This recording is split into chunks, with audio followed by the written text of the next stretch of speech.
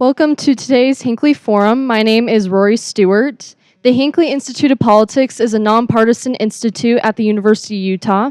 The Hinckley provides an array of transformative experiences for students through internships, forums, and classes. Hinckley Forums seek to foster public discourse and civil debate on the most current and pressing issues, bringing in local, national, and international thought leaders. We want to thank the Utah Prison Education Project, the University of Utah Education Justice Lab, and the College of Humanities. We also want to thank Bhavika Malik for her leadership on this event. And now I will hand it over to Dr. Pamela Capas-Toro to start us off. But first, please join me in welcoming our guests.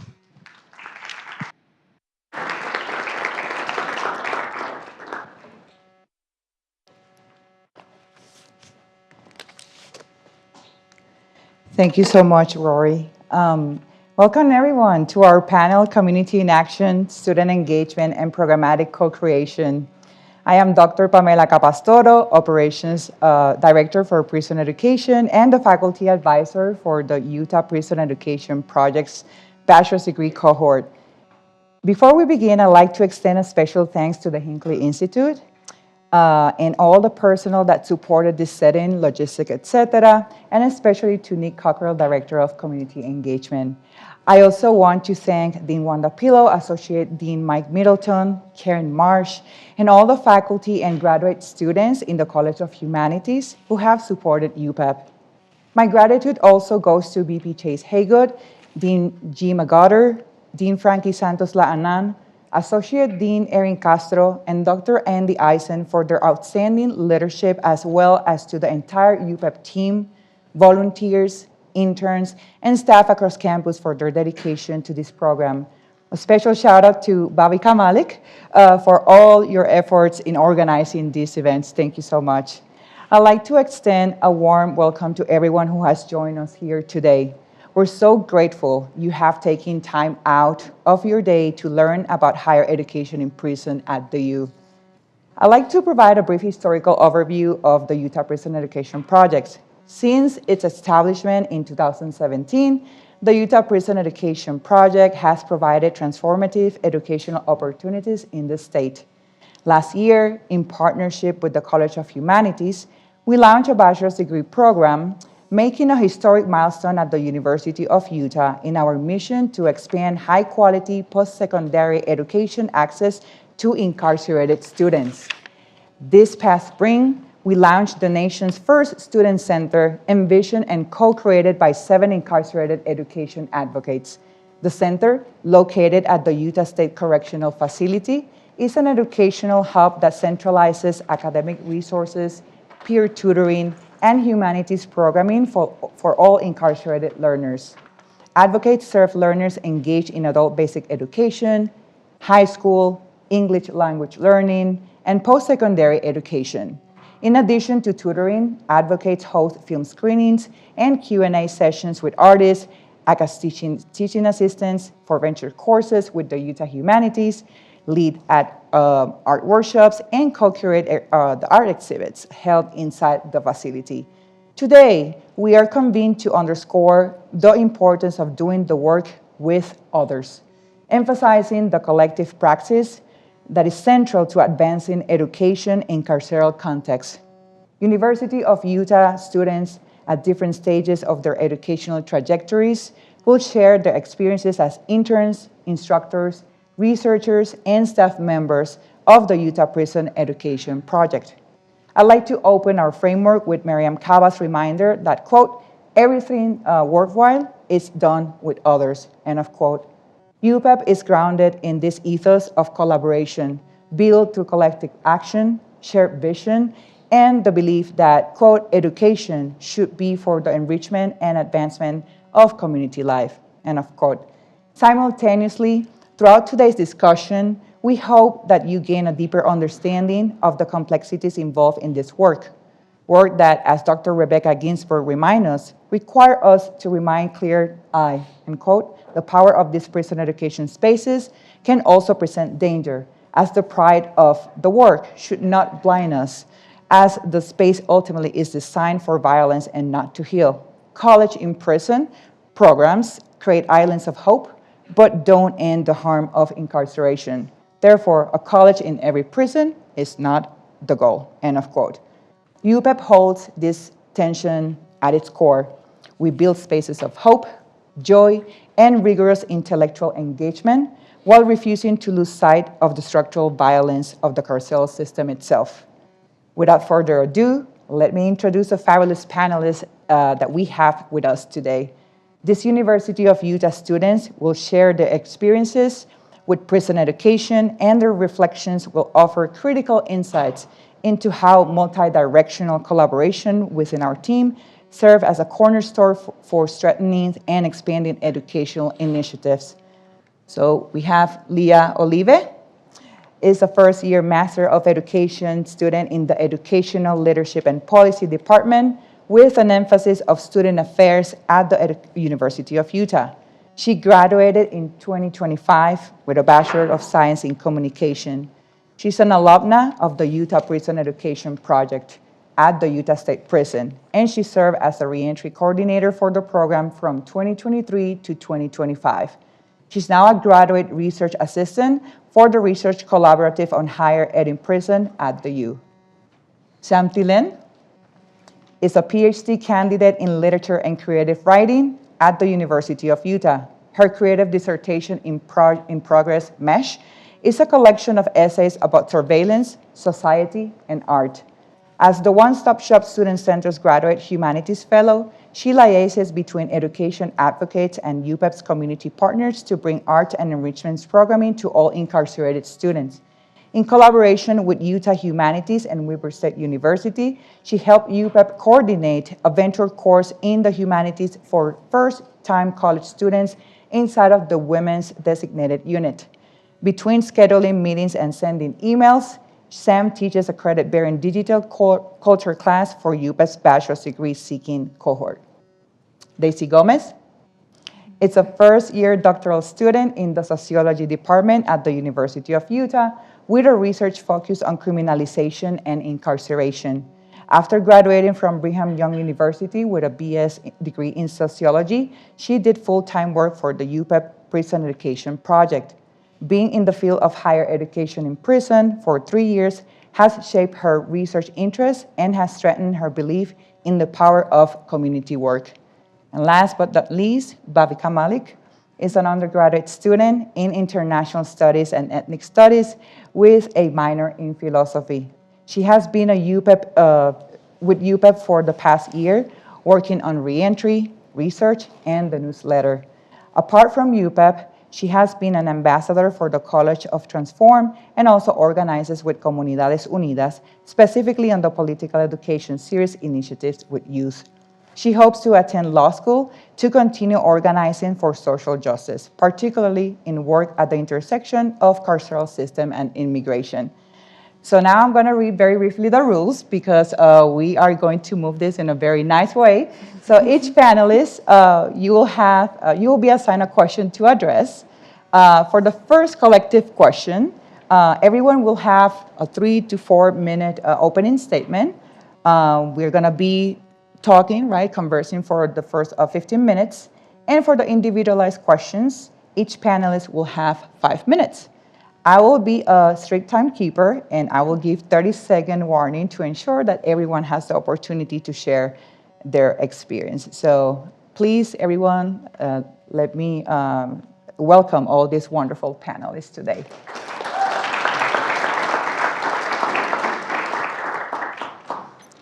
Wonderful. So we're going to spend the first 15 minutes with this first question, and this is a question for all the panelists. We'll start with Daisy, then we will move with Leah, Bhavika, and Sam.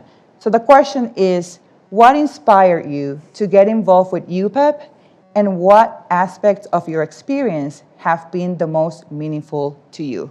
Daisy. Thank you. Can you hear me okay? Yeah. So I found out about UPEP through a job post on the history newsletter at BYU while I was an undergrad. I have family members who are justice impacted, so this really caught my eye for that reason. So I I liked the feelings that this work gave me, right? That I was addressing my biases and moving through them, and also that tension that we can feel sometimes with not doing something because it feels good, right? But then learning that it's because it's the right thing to do if your values align to it, which is my reasoning on why I continue to do it. It's something that aligns with my values, and I believe it's something that our society needs right now to address incarceration, especially in this country. As far as what was most meaningful to me when I was a manager for the program, I loved watching students grow and kind of their journeys in, at the beginning of a class, struggling with the text, right?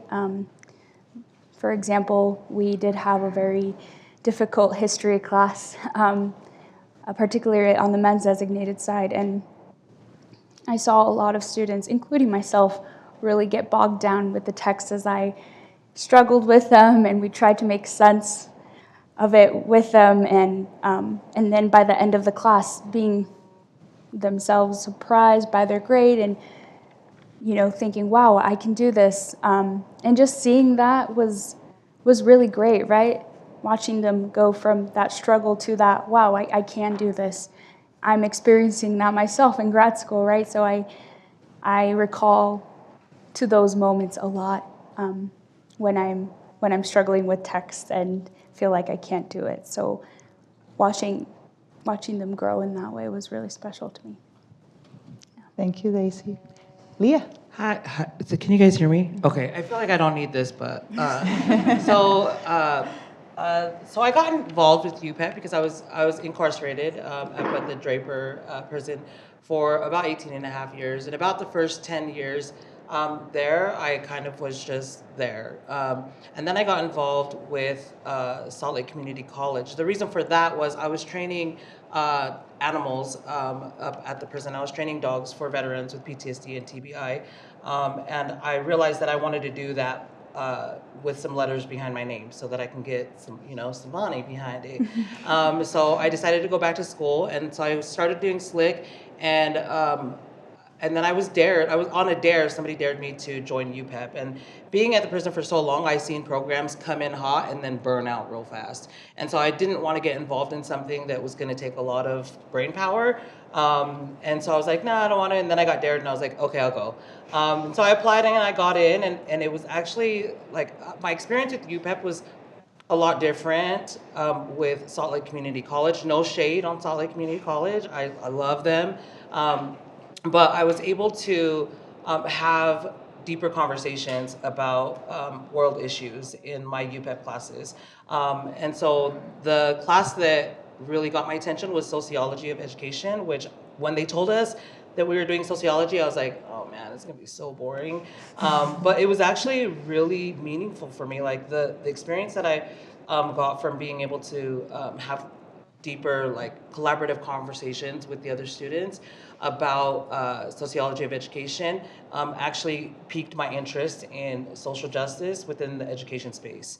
And so my most meaningful experiences in UPEP, though, may have to be being able to see, so I started working at UPEP here on campus when I came home, and watching the background, the back happenings, watching how UPEP was ran so that they could deliver education into prison was crazy to me, because in prison all you do is you sit there and you wait for them to come in with knowledge, and you're like, give me some, and you don't see everything that goes on to get there, everything, the politics and everything that happens to be able to build a program and to be able to run a program that is ran well.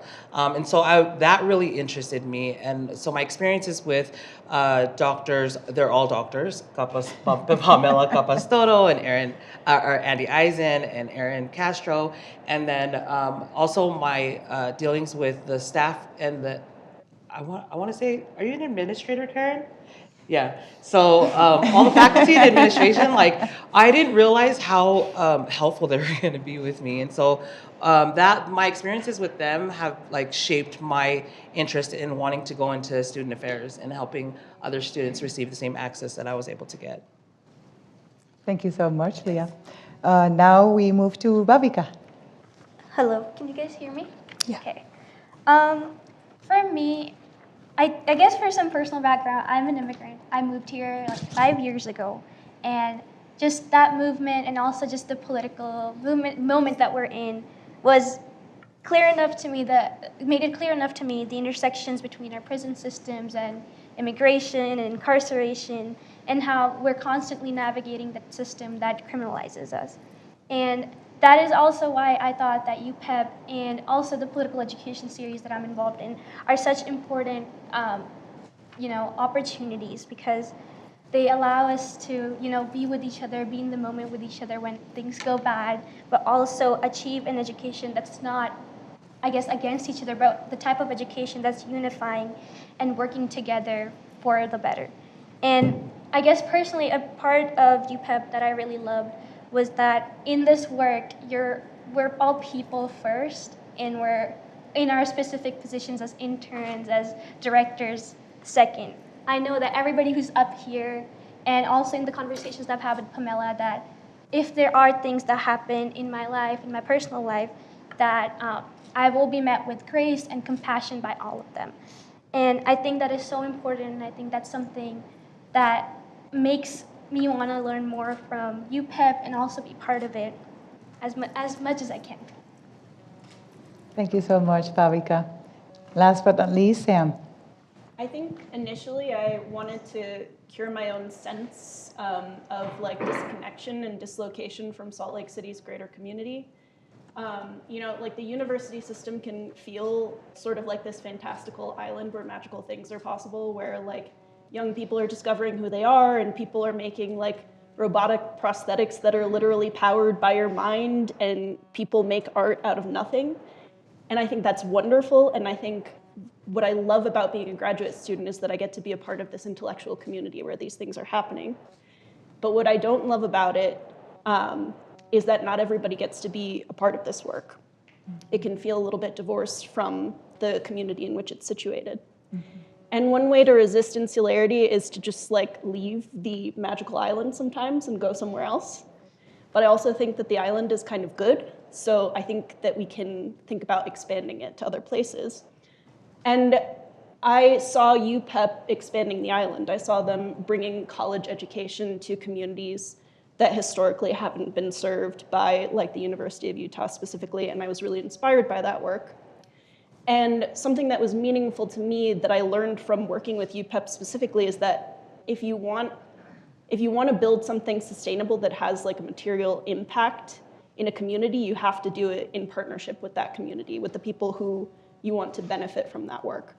And as Pamela mentioned, we've been building this student center inside, which is staffed by 6 incarcerated college students.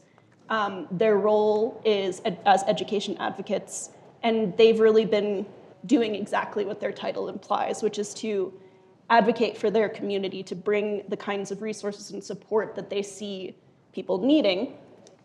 And initially, what we were thinking when we started this project was we're providing support to specifically college students. But what they knew was that if you're going to think about college education inside of a prison, you have to be thinking about pathways to college education, which means you have to be thinking about what's happening in the high school. And specifically, we have to wonder why only 2 students have graduated from the high school inside in the last year. So they were really at the forefront of like developing our outreach to high school students and creating those pathways to college and getting people graduated. They built relationships with the high school, with instructors at the high school, and started attracting students to the center. They advocated for students to be able to simultaneously enroll in this venture course in the humanities, for which first-time college students are getting 6 college credits, and to receive credit from both the high school and from Weber State University. We're seeing students who were sort of ambivalent about getting their GEDs, getting excited about enrolling in college now. And we've seen literally an 1,000% increase in graduations from the high school as a result of Education Advocates' efforts. And that is incredibly inspiring and meaningful to me, that like they imagined something that we couldn't even imagine because they had this knowledge of their community, and they paired that with the knowledge that we were able to provide them as college instructors and turned it into something new. Thank you so much, Sam. And I know that some of these initial thoughts are going to get expanded as panelists now will be addressing individualized questions. So now we will move to question number 2, and this question will be going to Leah. Yes, to Leah? No, sorry, to Daisy. To Daisy, question number 2. Can you share more about the lessons you've learned about community and education through your experience with UPEP? Yes, thank you, Pamela. You have 5 minutes, Daisy. The lessons about community, one particularly stands out, which Sam mentioned already, but just wanted to expand on it a bit. But with community, it's best to do it collectively, right? And with the community that you serve. In the Student Center, while UPEP practitioners were training the peer tutors, the education advocates, they put an emphasis on the consensus decision-making model, right? How do we make decisions together? How do we avoid and put aside this hierarchical structure that there sometimes is in organizations, right? And this was the first time that I had seen something being applied and implemented this way, right? I think I had heard about it theoretically, but seeing this and learning from the education advocates and learning from the UPEP staff as well, and how they taught this and how they implemented it, right, was really meaningful for me about what it is to actually make a community, right, and one worthwhile. I think community can mean a lot, and we use it a lot these days. But for me personally, I think in my career and in my leadership and in my collaborations, even in my family, right? That's the type of decision making that I hope to implement in my life in general. So I learned a lot about that, and I learned that it's, shouldn't be romanticized. It's really hard to do that. It's great to talk about it theoretically and the benefits and everything, but I think there's a reason why it's not used a lot, and one of them is because it's really hard. And deliberation is really difficult and awkward sometimes, but I think it's the best, and I think it's the best to push forward and keep learning on how to best implement it. As far as lessons about education, I wanted to read a quote from an incarcerated scholar. His name is James Davis III, about what education means for him inside. So I'll read that. He says, "I refuse to create in myself or promote in others the idea that learning in prison sets me free without acknowledging the extent to which being educated in prison also helps me understand the extent to which I'm unfree. Education in prison does not specifically translate to freedom, except in the sense that it frees me from a lack of knowledge. But gaining knowledge through higher educations comes at a cost to prisoners, and it is important for all those concerned with higher education in prison to be aware of the costs that student prisoners must pay. Through higher education, I move closer to freedom, and it is that dynamic that I love. I reclaim my individuality through my education." I've seen that, right? And I've seen it while working in UPEP, and I'm, again, seeing it as a grad student myself, how we can reclaim our freedom of under these oppressive structures that we're under, how we could do that through education.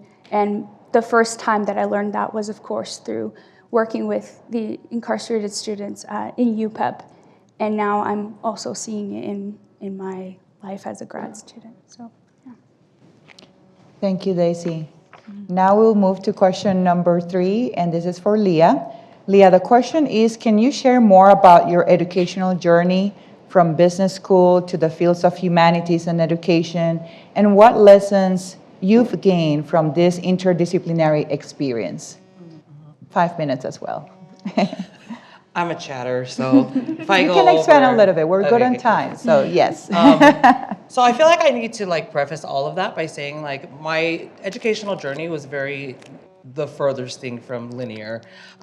So when I first started getting involved in education in prison, I took culinary arts classes with Davis Applied Technology and got a certificate in culinary arts because I believed I wanted to be the next best chef in the world. And then well, before that, I wanted to be the best dog trainer in the whole world. And then I wanted to be a chef. And then I got involved in Slick, and I was like, you know what? I think I'm going to be a student for life. Like, I love learning, and I love like absorbing all this knowledge. And so when I got involved with UPEP, I was like, no, you know what? I'm going to go into social justice for education. I think that's what I want to do. So when coming home, my mom had a different plan for me. And she was like, no, you're going to the business college at the U, and you're going to get a master's in business. And she had my whole life planned out for me. And so I went to the business college, and I loved it there. However, I didn't feel fulfilled, like I wasn't doing what I loved. I did really well at the business college. But I was talking to I think she was my career advisor one day, and she was like, tell me what you're passionate about. And we started talking, and she's like, I really don't think this is for you. I think that we need to look somewhere else, but let's do it together. And that collaborative like feeling with her, I was like, I didn't feel like I was getting pushed out. I felt like she wanted to help me find me. And coming in at 42 into college I was like, well, I need to figure that out real fast because I don't want to be like a freshman that is always like moving majors, and like I need to find somewhere and stay there. And so we talked to some people at the communication or the humanities department, and I was like, I think I want to do that. The class that caught my attention was analysis of argumentation, and I was like, oh yeah, I need to learn how to argue. That's what I want to do. And so I just got like really involved in like all my communications classes and loved it. And also like I stayed connected with the business department. Like they kept sending me emails about like different events, and I had to eventually email them. I was like, hey, I'm not there anymore. And they're like, that's okay, come on over. And I was like, cool. But yeah, and so like I stayed connected with them, and then I went to the humanities, and I needed to finish as quickly as possible because I wanted to hurry up and start my master's program. I didn't know where I was going to go. I just knew that I needed to go somewhere. And so as soon as like, I want to say like probably like my last semester in my undergrad, I started thinking more deeply about where I needed to go and plant my feet. And it was at the College of Education where I started learning more about educational leadership and policy. And I was like, oh man, yeah, I think I want to do that. I think I want to like get more involved there and then I make this joke where I'm like, yeah, I want to be the president of the University of Utah. That's why I'm in ELP. But it's all jokes because now I know what he does, and I'm like, I'm good. You can have that job. Yeah, you also forgot to mention that you packed 21 credits finishing your bachelor's degree and doing like a lot of stuff. Yeah, I think I was still a little crazy from prison, honestly, because like I was doing like 15, 18, 24 credit hours every semester, and I'm so grateful for my advisors, the career coaches, success coaches. Like I love seeing Karen Marsh on campus because she was always checking in on me and saying, is everything okay? Are you good? Like if you need a backup, just let me know. And I'm like, no, I'm full throttle. I gotta hurry up. But yeah, like my educational journey was very nonlinear because I feel like I've been everywhere, right? Like I wanted to come home and I wanted to be a dog trainer. I wanted to beat Cesar Millan in, and train all the dogs of the world. But then I went from there, and then I completely forgot about DATC and culinary arts. And as soon as I came to the U and started like experiencing like traditional university life, I was like, dang, there's so many opportunities. Like, and all the opportunities that I seen here at the U, I want to give that to other students, whether they are minoritized or like have low access to education. That's really what I want to do. Like, cause I come from a family that's very highly educated, but it's like highly educated, but they never taught me about higher education. And so they were just like, yeah, you're gonna go to college, but never told me exactly how to do it and where I needed to go. So with all of that in my background, I was like, man, I would be great with student affairs. And so I'm just grateful. I'm grateful now that I'm there and I'm learning all that I need to learn. Did I go over 5 minutes? No, you're good. You have 30 more seconds if you want to go. Oh, so it all started when I was 5. No, I'm just kidding. No, but I'm just really grateful for the University of Utah and and all the programs that are here. There's so many programs here and so many people that are like, every door I go into, like everybody's so excited to help the next person. And that's not the feeling that I had before I came to the university. Like it was always like this big ivory tower on the top of the mountain and like it was kind of scary, but it's really not. It's really like everybody here wants to help you and yeah, I love it. Thank you so much, Leah. So our next question is going to go to Bhavika. You also will have 5 minutes. So the question is, as an undergraduate student working for UPEP, can you share more about the value of getting involved in a program that brings together researchers, undergraduate and graduate students, and justice impact students? So for me, when I applied for UPEP, it was just like things kind of falling into place. I'd gone to the internship advisor for the College of Transform, and I was like, this looks interesting. But just like Leah mentioned, there's just so many opportunities that you have to navigate. And my parents didn't go to have higher education in the US, so they had no idea what I was doing, and I really had no idea what I was doing. So I kind of just applied because I had read Just Mercy in high school, and I was just like, maybe this is going to be interesting. And I remember the very first big project that I did. I was it was like personalized reentry guides for people who were getting out. And in I think one of the first meetings we had, Pamela had sort of mentioned that, oh, it's like it can be a little overwhelming, but you'll have time. And then by the next meeting, we had that project, and I hadn't had training yet on that, so I was super nervous about what's gonna happen. And I guess when I started, I was kind of also in a limbo where I was thinking, well, I can't go inside because I'm too young. I wonder if what I'm doing is actually is helpful. Like maybe somebody else who's been inside who has had those experiences can do it better. But I think just in that first experience, I realized so much value for myself and also just in the work that I was being involved in. I was researching auto insurance and auto loans, which was helpful to learn about as an adult. But also I got to talk with Leah so much, and I got to talk to Pamela, and I realized there is no such thing as, one sort of experience being more worthwhile than the others. And I think what I really valued about UPEP is its intentionality, and I really think that comes from collaboration. So much of the work that I do the work mostly outside, and at first I was worried it would feel disconnected, but in collaboration and talking to all these wonderful people in UPEP, I've realized it's all grounded, it's all intentional, it all has a purpose. And I think that's something that I truly value about an undergraduate experience, because everything I've been involved with in UPEP is grounded in a shared humanity and love for what they do. And I've rarely felt this way in other spaces constantly. Sometimes you can feel disconnected from your work, disconnected from different spaces that you're involved in. But it rarely happens where the work I do with UPEP has been kind of an abstract thing. There's always a through line that is important, that is necessary. And I think that has been such an important experience for me, especially in a world that feels so out of control all the time. And just like Kaba said, everything worthwhile is done with others. I think beyond self-preservation, what we have is humanity we extend to each other, and that there's so much violence and there's so much grief everywhere.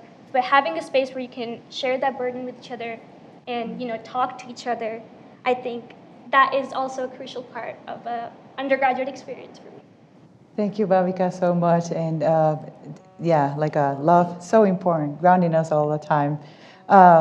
Next question, it's going to be for Sam, and it goes as follows. Sam, what motivated you as a graduate student to invest so much time expanding and enhancing humanities programming in the prison? Could you share one or two examples of the work you're most proud of? Thank you. Thanks. So I come to this work as a creative writer, but when I first started working with UPEP, it was just as a teaching assistant for a women's history course. And my job was really just to hold space. So UPEP provides resource room hours for students, which is kind of like study hall because their residence sections are loud and not super conducive to quiet study. But they also can't go down to the education building unless there's a volunteer present. So UPEP needs volunteers to literally just come hold space, be there in the room while people are studying.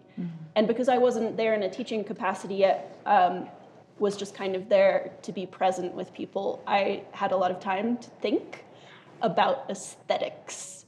And it sort of just, it struck me that like, even on the level of aesthetics, incarceration is deprivation.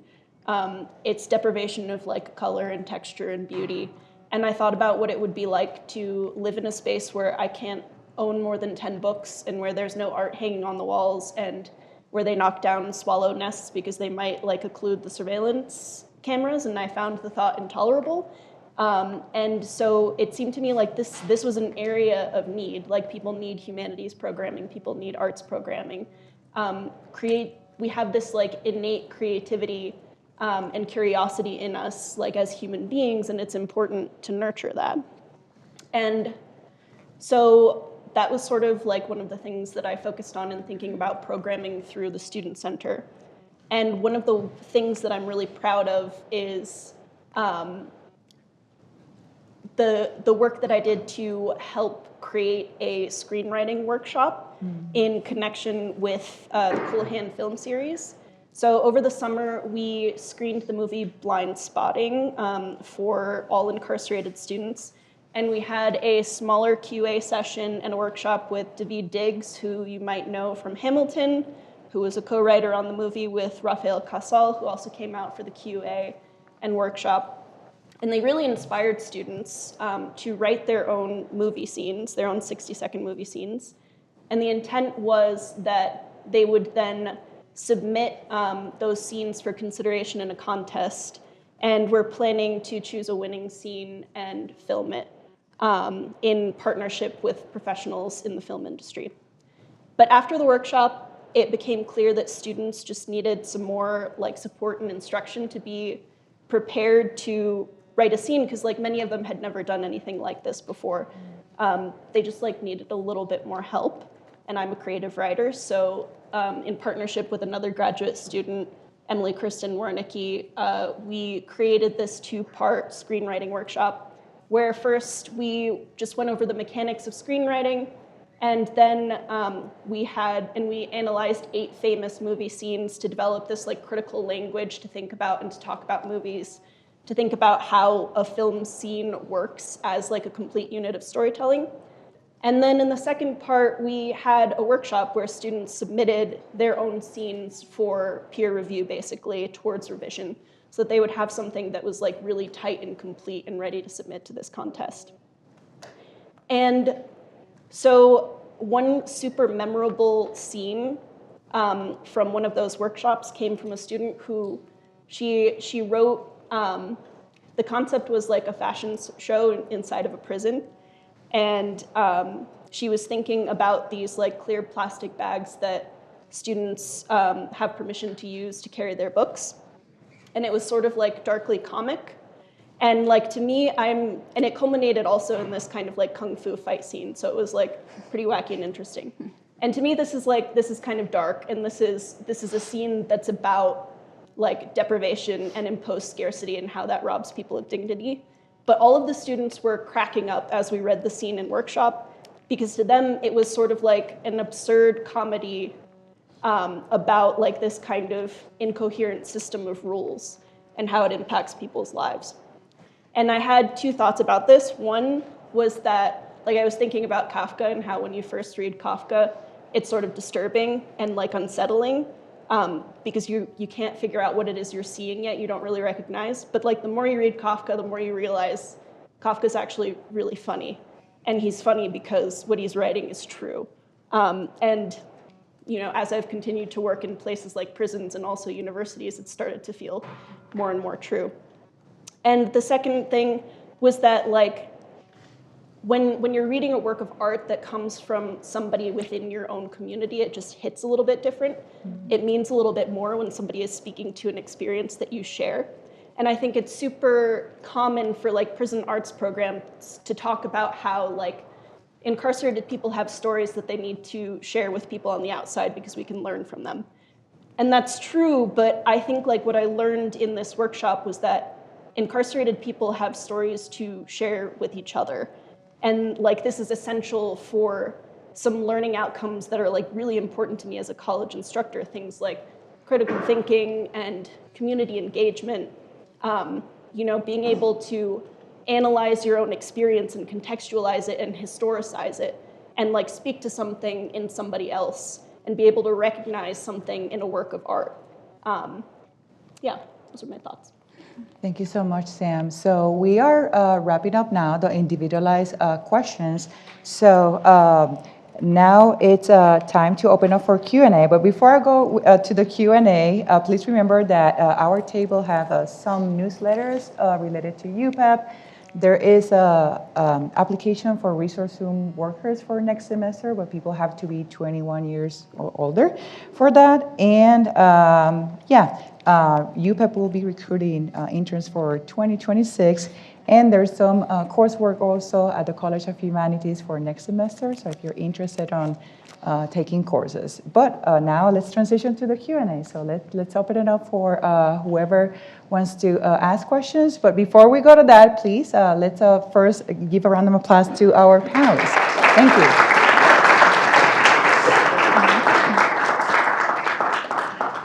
Anyone that has questions, feel free to raise your hand, and I'll pass the mic over to you.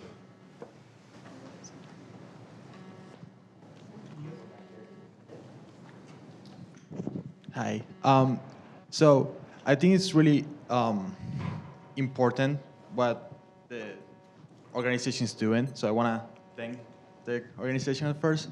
But also, I thought about how one time I had a conversation with someone, and the reason he told me he joined a gang and ended up in prison was he needed validation, right? That he didn't find, let's say, a home or, And then I thought about where in school I found that validation myself, and it was mostly through extracurriculars. So I did mock trial, MUN, debate, all those things that really gave me some sort of validation and sense of community too. And so I wonder if there is any space for that in this program where not only we have like, a bachelor's program or like an education program, but also extracurriculars such as mock trial or like even sports that might help people also find some sort of sense of community and fun in education, if that makes sense.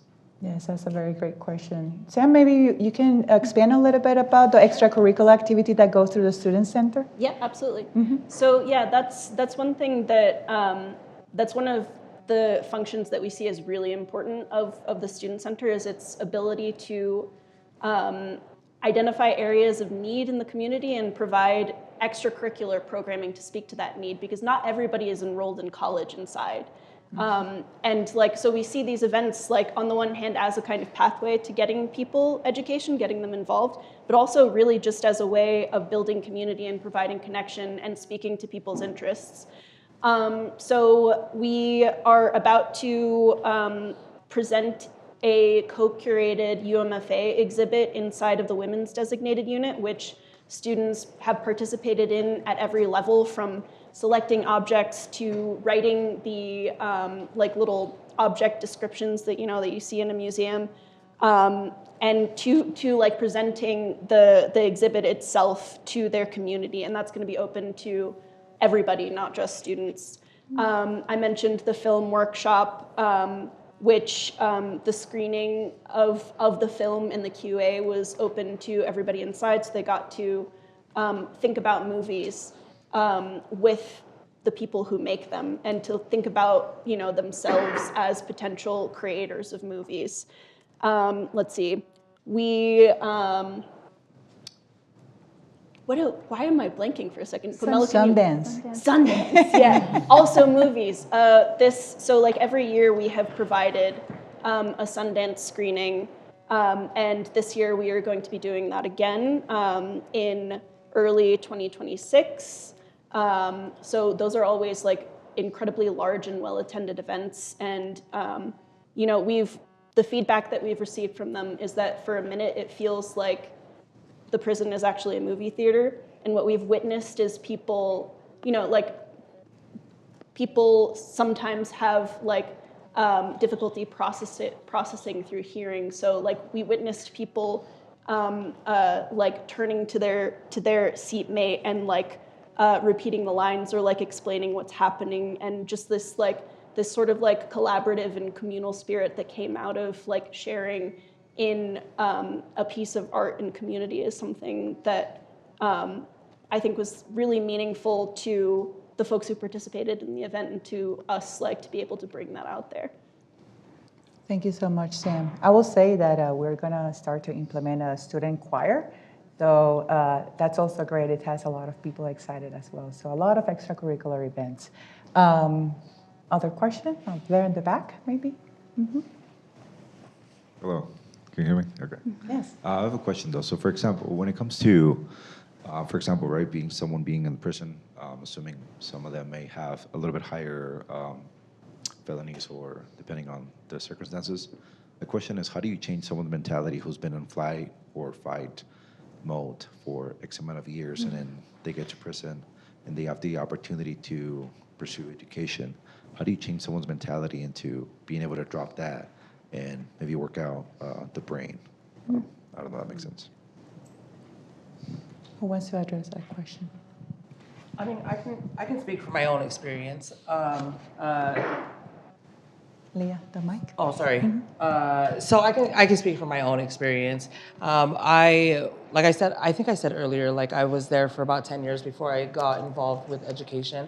I think it's like, it really is just a personal decision. You have to be in the right, there's a lot of things that go into, like, you can't change anybody's mind, you know what I mean? Especially the prison is a very, like, it's a violent environment. And so to choose education is almost, it's a decision that's like, it could affect you negatively in prison, especially if you've had this like persona in prison for so long, and then you decide, oh yeah, I'm gonna go hit the books now, you know, it doesn't fare well with other people around you. And so like I said, it has to be a personal decision, and there has to be like a lot of support behind that. And I think that UPEP does it very well. I mean, granted, it's the only program that I've seen in my life, but I've gone to conferences and I've heard other prison programs, like how they are trying to get people involved. But I think that what they do as far as like extracurricular activities, inviting not just the students that are involved in UPEP, but they open it up to other incarcerated individuals that are there. If they want to come to like watch the eclipse, or if they want to come and screen a movie, they don't have to be involved in education to come and be involved in education. And I think that that's a lot of the extracurricular activities are what attracts other people, and that gets them to kind of think of other opportunities that are out there for them, if that makes sense. But I was asked one time, what was it that changed me? And it was a lot of things. It had to do with family. I had really good family support. And I had gotten to a point in prison where I just didn't care anymore what other people thought. And I needed to do something because I knew I was going to go home eventually, and I did not want to go home the same person that went in. And education was the only thing that I could see that was going to change that. But yeah. And also the education advocates there are amazing.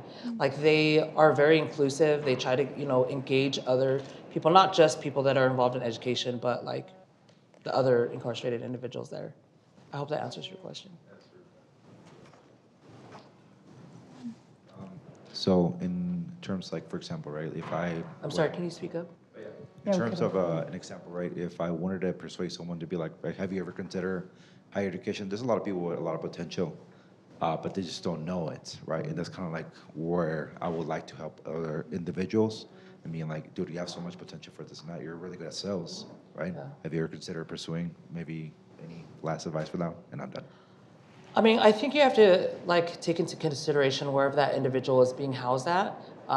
If there are education opportunities in that housing unit that they're in, but also like there's a lot of things that go into that. Like it's easy for us out here to say, dude, education is going to change your life. Like you need to get involved, but there's also politics within prison that they have to consider. What like moving to a different section so you can get education is a joke. Like you might as well just write the president and ask him if he can move cells. You know what I mean? Like, so it's hard in there. Like they could want it, but it's hard to get to the area where there is education because there could be a waiting list as well.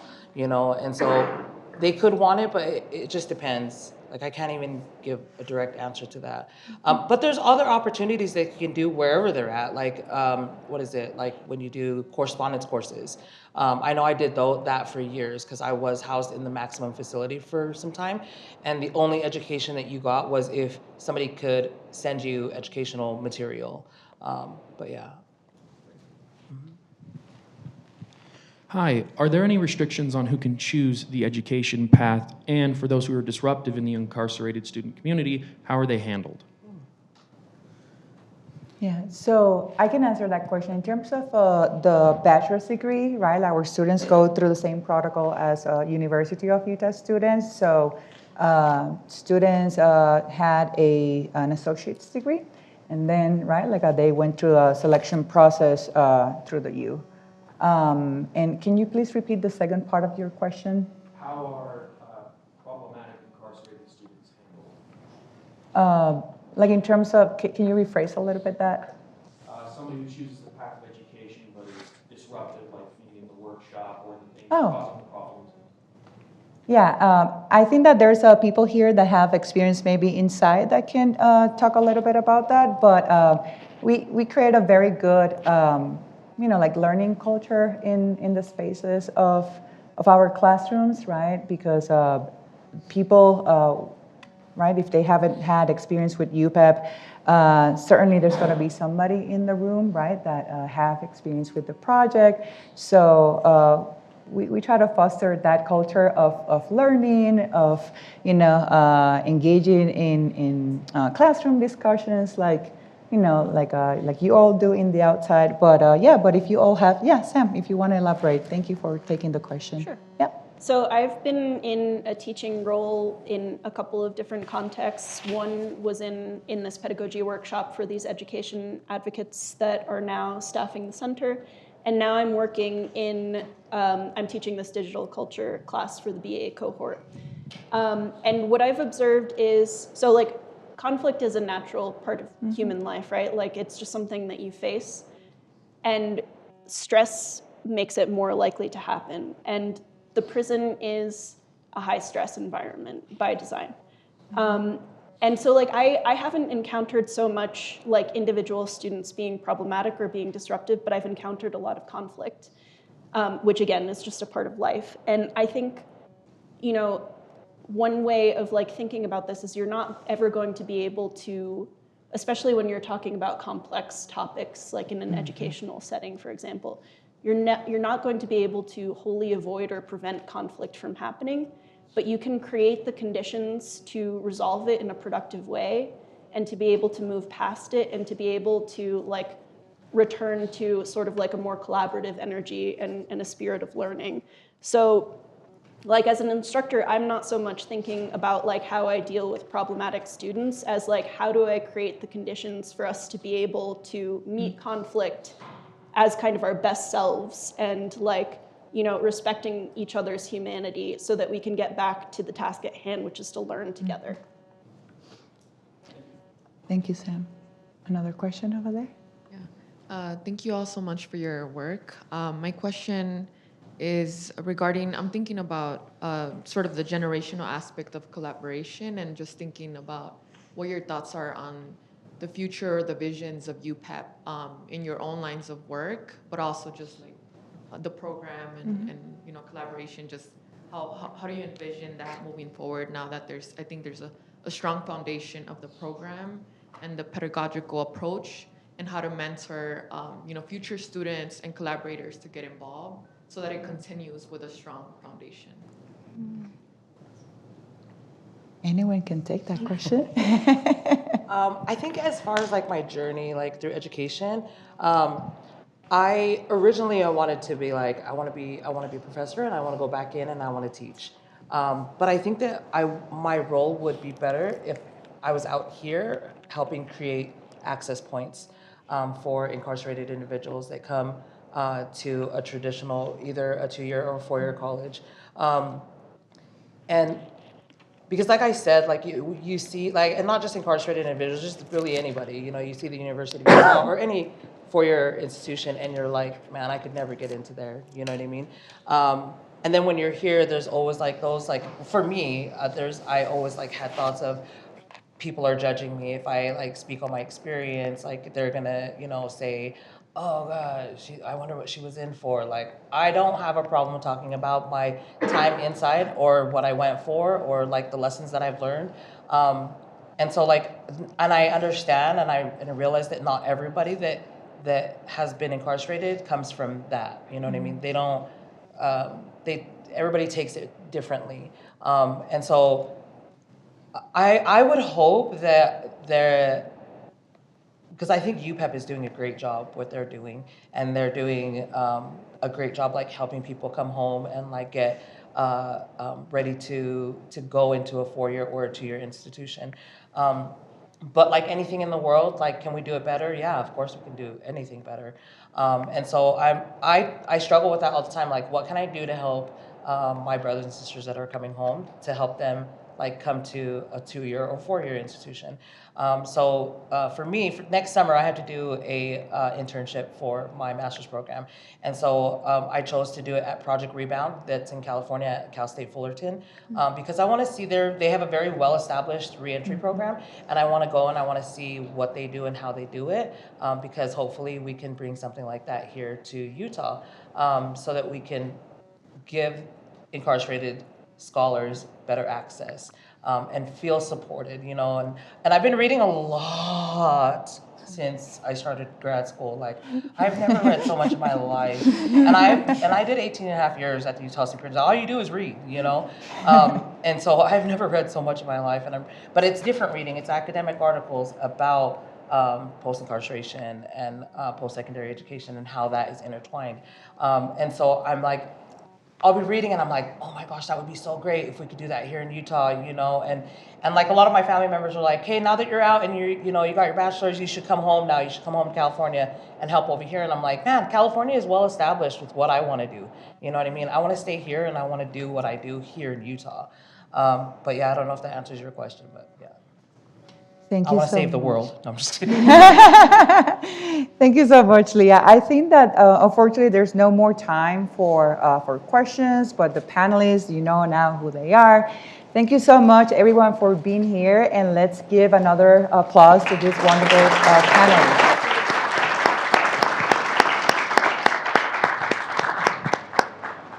Thank you. Have a wonderful day.